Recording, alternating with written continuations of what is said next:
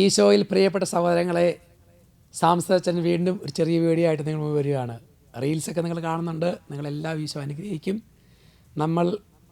നമ്മളുടെ വലിയ നോമ്പിലേക്ക് പ്രവേശിക്കാൻ പോവുകയാണ്.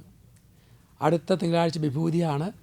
നമ്മൾ ആ നോമ്പിലേക്ക് പ്രവേശിക്കുമ്പോൾ നിങ്ങളൊരു കാര്യം, ഈ നോമ്പ് കാല ദിവസങ്ങളിൽ നമ്മൾ കർത്താവിന് പീഡാസഹനത്തെ ധ്യാനിച്ച് പ്രാർത്ഥിക്കുക.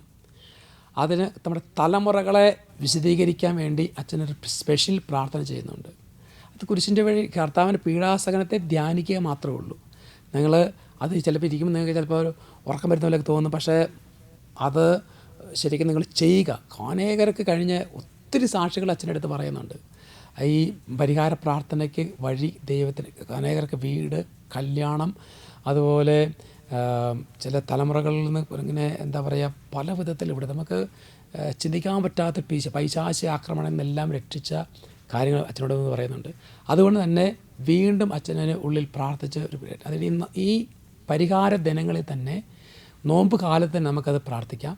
നിങ്ങൾക്ക് രാവിലെ 3 മണിക്ക് എഴുന്നേൽക്കാൻ ബുദ്ധിമുട്ടുണ്ട്. അതുകൊണ്ട് നിങ്ങൾ ഈ ധ്യാനിച്ച് പ്രാർത്ഥിക്കാൻ എല്ലാ നോമ്പുകാല ദിവസങ്ങളിൽ രാത്രി 9:30 നിങ്ങൾ ഫാദർ സാംസൺ ക്രിസ്റ്റി PDM എന്ന ചാനൽ സബ്സ്ക്രൈബ് ചെയ്ത് അതിൽ ഈ ശുശ്രൂഷയിൽ പങ്കുചേരണം. തലമുറകളുടെ വിശദീകരണത്തിന് വേണ്ടി കർത്താവിൻ്റെ പീഡാസ് അനുഭവ ഒരു പ്രാർത്ഥനയുണ്ട്. ആ പ്രാർത്ഥനയെ നിങ്ങൾ പങ്കുചേരുക. ഈശോ നിങ്ങളെ അനുഗ്രഹിക്കും.